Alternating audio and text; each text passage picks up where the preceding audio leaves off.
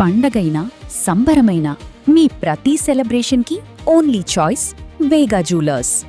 అమ్మా నమస్తే. నమస్తే అమ్మా.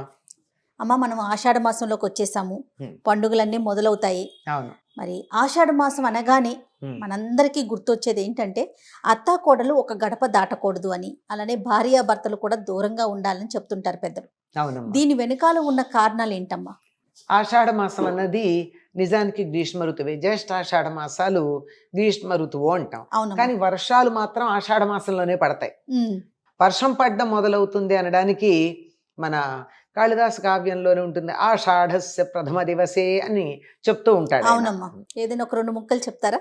అందులో మొదలే ఆషాఢస్య ప్రథమ దివసే అని వస్తుంది మధ్యలో. నాలుగోదో ఐదో. కశ్చిత్ కాంతా విరహ గురుణ స్వాధికారాత్ ప్రమత్తః మొదలు దానికి. ఒకానొకడు, వాడు యక్షుడు అనమాట, మనిషి కాదు. ఒకానొక యక్షుడు కాంతా విరహ గురుణ, భార్య మీద ఉండేటటువంటి విరహం అధికమవడం వల్ల స్వాధికారాత్ ప్రమత్తః, తను చేయాల్సినటువంటి విధుల నుంచి కొంచెం అజాగ్రత్తగా ఉన్నట్ట. అంటే కొత్తగా పెళ్ళైతే ఆఫీస్కి వచ్చి కూడా భార్య గురించి తలుచుకుంటూ పని సరిగ్గా చేయలేదు అంతే. అంతకన్నా ఇంకేనా, అంత సింపుల్. మొదటి వాక్యమే ఇది ఆ కావ్యానికి. దాంతో వాళ్ళ అధికారి అయినటువంటి యక్షరాజు కుబేరుడికి వీడి మీద కోపం వచ్చింది. కోపం వచ్చే ఏం చేస్తాడు, వాళ్ళని ఏమి పూర్వంలాగా డిస్మిస్సులు చేయడాలు శిక్షలు వేయడాలు ఏమి ఉండేవి కాదు. అందుకే ఏం చేశాడంటే కొంచెం దూరంగా ఉద్యోగం వేశాడు భార్యకి. అంటే తనున్న అలకాపురి అంటే ఉత్తరంగా ఉంటుంది కదా హిమాలయాల్లో, అక్కడి నుంచి ఏం చేశాడంటే వింధ్య పర్వతాల్లో ఉండే రామగిరి ఆశ్రమం దగ్గరికి వెళ్ళి అక్కడ ఉండి కొంతకాలం నీ విధులు అక్కడ చేయమన్నాడు. అంటే మన వాళ్ళు అంటూ ఉంటారే, కోపం వస్తే శంకరగిరి మన్యాలు పట్టించారని చెప్పి చాలా దూరంగా భార్యను తీసుకెళ్లి ఉండడానికి వీలు లేనటువంటి చోట, అంటే కుటుంబం ఉండడానికి వీళ్ళు చోటకి ట్రాన్స్ఫర్లు చేస్తారు, అట్లా అనమాట. అట్లా చేస్తే అక్కడ కూర్చున్నాడు పాపం. వెళ్ళాడు, ఏం చేస్తాడు, కాదనడానికి వీలు లేదు. దాని పేరే రామగిరి ఆశ్రమం. ఎక్కడంటే పూనా దగ్గర ఉంటుంది. రామ్టెక్ అంటారు దాన్ని, ఇప్పటి పేరు దానికి. అక్కడ సరే అక్కడ ఉంటే పాపం ఉన్నాడు. 6 నెలలు చాలా కష్టపడ్డాడండి. 6 నెలలు భార్య గురించి తలుచుకుంటూ, కొత్తగా పెళ్ళైంది పాపం. అట్లా ఉన్నప్పుడు ఆషాఢస్య ప్రథమ దివసే, ఆషాఢ మాసంలో మొదటి రోజు. అంటే ఆ కాలంలో ఋతువుల్ని బట్టి చక్కగా వచ్చేవి కదా అన్నీ కూడా, కాలాలన్నీ సకాలంలో ఉండేవి కదా ఋతువులన్నీ. అంచేత పెద్ద మేఘం వచ్చిందిట, నల్లని మేఘం, ఏనుగులాగా ఉన్నటువంటి మేఘం. ఆ మేఘం ఏమండి దక్షిణ దిక్కు నుంచి ఉత్తరానికి ఎడుతుంది. అంతే కదా మనకు వచ్చేటటువంటి నైరుతి ఋతుపవనాలు అట్లాగే కదా, దక్షిణం నుంచి ఉత్తరానికి ఎడుతూ ఉంటాయి. దాన్ని చూసి ఈయనకి, ఆహా ఈ మేఘం ఎంత అదృష్టవంతురాలు, ఉత్తర దిక్కుకు వెళ్తోంది, నా భార్య ఉత్తర దిక్కు ఉంది కదా, నేను వెళ్ళలేకపోతున్నాను, ఇంకా 6 నెలలు ఉండాలి ఇక్కడ నేను అని అనుకుని ఆ మేఘాన్ని ప్రార్థిస్తాడు. నువ్వు అట్లా పెడుతున్నావు కదా, ఒక్కసారికి నా భార్యకి నేను క్షేమంగా ఉన్నాను అనే వార్త చెప్పు అని చెప్పి ఏమేం చెప్తాడో చాలా చెప్తాడు. అంతా చెప్పాక వాడు వెడతాడు. వెళ్ళి అక్కడ కుబేరుడు దగ్గరికి వెళ్ళి వీడి ఇంటి గుర్తులు కూడా చెప్తాడు. మా ఇంటికి ఇంద్రధనస్సు ముక్కలతో గేటు పెట్టుంటుంది, ఆ గేట్ నుంచి లోపలికి ఎడుతూ ఉంటే ఇటు అటు పక్క ఆ కల్పవృక్షపు పిల్ల మొక్కలు అవి తెచ్చి అటు ఇటు కోరడ్లాగా వేసుంటాయి. లోపలికి ఎడితే మా ఇంట్లో దక్షిణపు దిక్కు వైపున ఉన్న కిటికీలోంచి దక్షిణ దిక్కుకు చూస్తున్నటువంటి ఒక స్త్రీ కనపడుతుంది. ఆవిడ ఉంగరాన్ని గాజులుగా ధరిస్తుంది, గాజుల్ని వడ్డాణంగా పెట్టుకుంటుంది అంటాడు. అంటే అంత చిక్కిపోయింది. ఈ కాలం వాళ్ళు బాగా ఎలా సన్నబడాలో తెలుస్తుంది.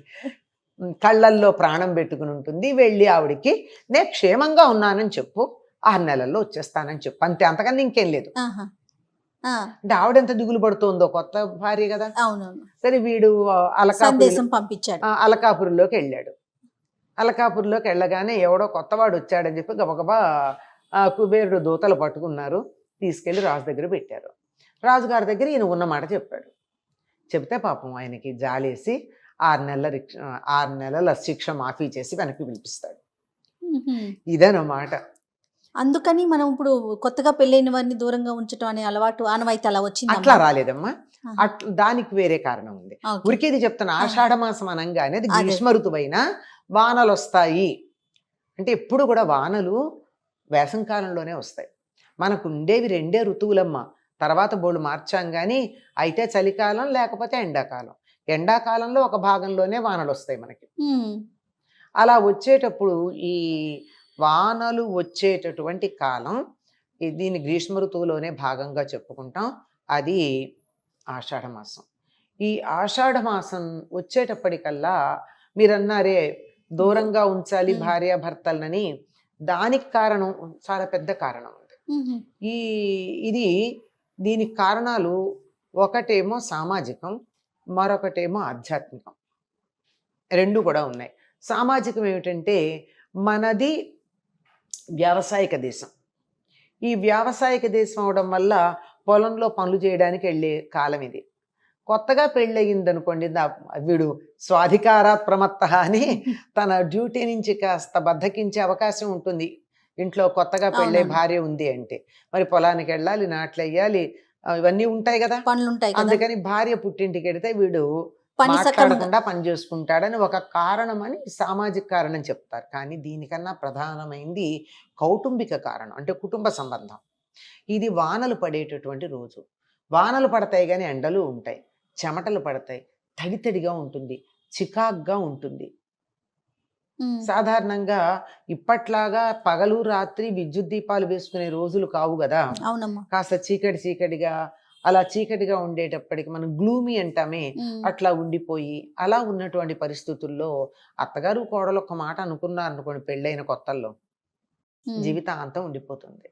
ఈ సమయంలో గనక అమ్మాయి పుట్టింట్లో ఉంటే అత్తగారు కోడలు ఏ రకమైనటువంటి సమస్య లేకుండా ఉండొచ్చు అని ఒక కారణం. ఇది అత్తగారికి వంక పెట్టారు. వాస్తవానికి ఏమిటంటే ఈ సమయంలో గనక గర్భధారణ జరిగినట్టయితే ఉత్తమమైనటువంటి సంతానం కలగదు. అందుకని నిజానికి భార్యాభర్త కలవకుండా ఉండడం కోసం పెట్టిందే తప్ప సంతానోత్పత్తి జరగకుండా జాగ్రత్త పడవలసినటువంటి కాలము అని నిర్ణయించిందే తప్ప బ్రహ్మచర్యం పాటించటం వల్ల మేలు జరుగుతుంది అని చెప్పడమే ప్రధానోద్దేశం గనక ఆ మాట అంటే కొంచెం మొరటుగా ఉంటుంది పెళ్లి కాని వాళ్ళకి, చిన్నపిల్లలకి. అందుకని అత్తాకోడలు గడప దాటకూడదండి అంటారు. వాస్తవానికి అత్తాకోడలు గడప దాటకపోవడం కాదు, దానికి తర్వాత అన్వయం చేసింది ఏమిటి, పుట్టింట్లో ఉంటే హాయిగా ఉంటుంది, అత్తగారింట్లో ఉంటే చికాకు పడచ్చు, దెబ్బలాడుకోవచ్చు, ఇలాంటివన్నీ తర్వాత మనం వ్యాఖ్యానాలు చేసుకున్నాం. వాస్తవమైన విషయం ఏమిటంటే ఈ సమయంలో గర్భధారణ జరిగినట్టయితే మంచి సంతానం కలగదు. దీనికి సంబంధించి జ్యోతిష్ శాస్త్రపరమైనటువంటి కారణాలు కొన్ని ఉన్నాయి, వాతావరణ సంబంధమైన కారణాలు కొన్ని ఉన్నాయి, శరీర ధర్మానికి సంబంధించిన కారణాలు కొన్ని ఉన్నాయి. వీటన్నిటిని విడివిడిగా దేనికది అధ్యయనం చేసి ఈ క్రోడీకరించి చెప్పింది ఏమిటంటే ఇప్పుడు గర్భధారణ జరగకూడదు అని. అందుకని అమ్మాయిని పుట్టింటికి పంపించేటటువంటి అలవాటు వచ్చింది తప్ప మరొక కారణం కాదమ్మా. ఓకే, చాలా మంచి విషయాలు చెప్పారమ్మా. నమస్తే. నమస్తే అమ్మా.